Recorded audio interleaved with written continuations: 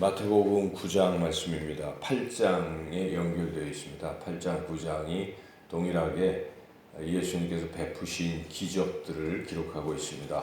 8장에서도 5개의 기적 이야기가 있고 우리가 지금 막 읽었던 9장에도 5개의 기적 이야기가 있습니다. 8장이나 9장이나 공통되는 게 있습니다. 이런 기적이 어떻게 해서 일어나는가? 물론 우리 예수님께서 기적을 행하셨기 때문에 일어나는 것인데 우리 예수님께서 또한 이 인간들에게 요구하신 것이 있다는 것을 우리는 어렵지 않게 말씀을 통해서 깨달을 수가 있습니다. 그것은 믿음이라는 것이죠. 그래서 우리 예수님께서 만나는 사람들의 병을 고쳐주실 때에 내가 너를 고쳐줄 것을 너는 믿느냐 이렇게 물어보시죠. 그래서 그들이 믿습니다 하니까 너희 믿음대로 되라 이렇게 하면서 고쳐주십니다. 마지막 그 맹인들의 눈을 뜨게 하시는 기적을 보면 그들이 예수님이 고쳐주실 줄 믿고 자꾸 따라와서 다윗의 자손이여 불쌍히 여겨달라고 그러면서 예수님께 자꾸 고쳐달라고 하니까 예수님 되물으시죠. 내가 능히 이 일을 할 줄 믿느냐 이렇게 물어보시는 것이죠. 믿음을 점검하시는 것이죠. 그들이 주여 그러하오이다 대답할 때 이제 만지시며 눈을 뜨게 하실 때에 선포하신 말씀이 너희 믿음대로 되라 이렇게 말씀하신 사실을 우리가 주목해야 합니다. 그러니까 결국 주님은 우리에게 내가 할 줄 믿느냐라고 물어보실 때에 우리의 믿음을 점검하고 계신 것입니다. 그래서 우리는 항상 이 굳센 믿음을 가질 필요가 있습니다. 나의 믿음이 너무 적다 하면 믿음을 달라고 기도해야 되는 것이죠. 다른 방법이 없습니다. 믿음은 또한 선물이기 때문에 하나님께 간절히 기도할 타임이라는 것이죠.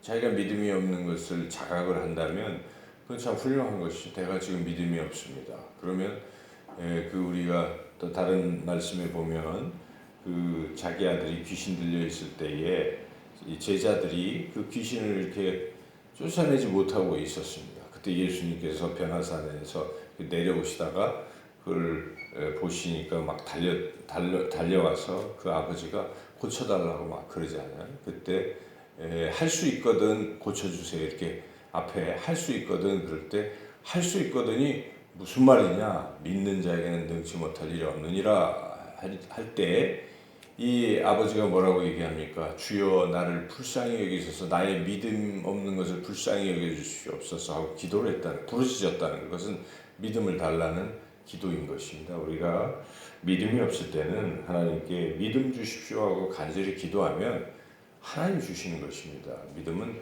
하나님께서 주시는 것이죠. 그래서 그런 믿음으로 이렇게 치료되는 이야기는 그 앞에도 자기 딸이 막 죽었는데도 이 관리가 어떻게 합니까? 예수님 앞에 나오는 것입니다. 딸이 죽었는데 예수님이 오셔서 만지시면 그러면 살아나겠나이다. 이렇게 예수님 앞에 믿음을 고백하지 않습니까? 18절 같이 읽어볼까요? 예수께서 이 말씀을 하실 때에 한 관리가 와서 절하며 이르되 내 딸이 방금 죽었사오나 오셔서 그 몸에 손을 얹어 주소서. 그러면 살아나겠나이다. 이 살아나겠나이다. 이 얼마나 큰 믿음입니까? 죽었는데도 예수님이 곧 살려주실 것이라고 믿는 믿음이 참 굉장한 믿음인 것이죠. 그런 믿음을 보일 때에 주님께서 가서 고쳐주셨다, 살려주셨다 하는 것이고 또 그 중간에 끼어있는 이야기는 우리가 잘 아는 12해를 혈루증으로 앓던 여자가 예수님의 옷만 만져도 나는 나을 것 같아 하는 믿음이 있었어요. 그래서 만졌더니 나았다는 것이죠. 그때 예수님께서 그 여인을 돌아보면서 뭐라고 하십니까? 네 믿음이 너를 구원했다. 22절 같이 한번 읽어볼까요? 예수께서 돌이켜 그를 보시며 이르시되 딸아 안심하라 네 믿음이 너를 구원하였다 하시니 여자가 그 즉시 구원을 받으니라. 네. 이와 같이 믿음의 반응을 보이는 사람들에게는 하나님께서 기적을 베풀어 주신다 하는 것입니다. 우리가 어떤 이들은 기적이 어딨냐라고 반문하는 이들도 있지만 기적은 있습니다. 사실 우리가 살아가는 것도 기적입니다. 우리가 예수님을 믿는 것도 기적이죠. 이 우주 만물이 돌아가고 있는 것도 기적입니다. 우리가 잠시라도 공기가 없으면 우리 다 죽고 말잖아요. 산소 결핍 그냥 몇 분 만에 사망할 것입니다. 살아있는 것이 기적인데 그게 다 누가 하고 계십니까? 하나님이 그렇게 하고 계시다는 것입니다. 그 하나님께서 그 전능하신 하나님께서 못하실 일이 없습니다. 우리 상식에 안 되는 것도 하나님께서 행하시면 된다는 것입니다. 여러분 믿음을 가지고 하나님 주여 줄 믿습니다 하고 나아가는 사람들에게 그런 사람들에게만 하나님의 기적이 일어난다는 것 오늘 이 말씀 우리가 마음에 새겨야 되겠습니다. 믿음의 반응을 하나님 원하신다. 그래서 하나님 나라가 얼마나 좋습니까?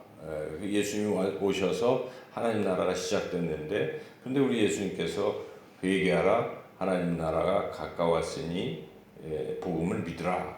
하나님 나라가 가까워 때가 이르매 하나님 나라가 가까웠으니 회개하고 복음을 믿으라고 말씀하시죠. 그래서 그 믿으라 하는 것에 우리가 주목해야 되는 것이죠. 믿음. 그리고 또 하나는 회개. 이 두 가지죠.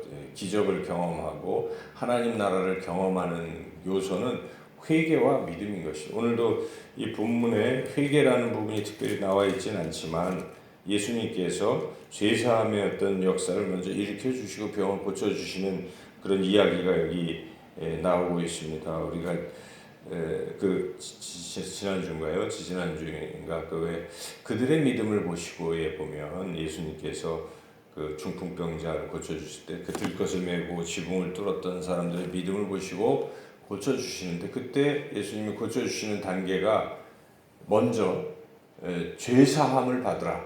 이 죄사함의 부분을 먼저 하시죠. 죄를 사해 주시고 그리고 그 병자를 일으켜 주시는 그래서 이 죄사함과 치료는 연결이 되어 있구나. 그러니까 결국 죄의 부분을 해결해 주시고 육신의 병을 고쳐 주시는 것이기 때문에 우리가 이 죄를 품고 있어서는 안 된다는 거예요. 죄를 하나님 앞에 회개하고 그 죄의 사함 십자가의 보혈로 죄 사함의 은총을 입고 그리고 또 이런 기적도 일어나고 한다는 것이죠. 그래서 늘 신앙에는 이 중요한 자세가 우리의 반응은 회개하고 잘못했습니다.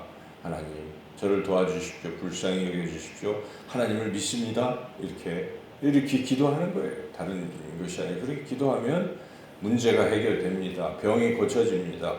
또 기적이 일어난다는 것이죠. 그래서 그런 신앙의 자세를 가지고 오늘도 힘차게 승리하며 살아가시기를 주님의